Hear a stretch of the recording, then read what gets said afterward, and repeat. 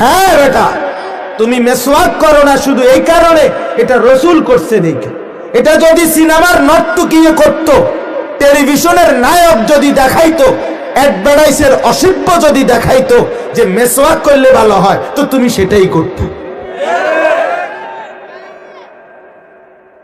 তুমি ইচ্ছা করে জেনে বুঝে ঠান্ডা মাথায় মেসওয়াক করো না।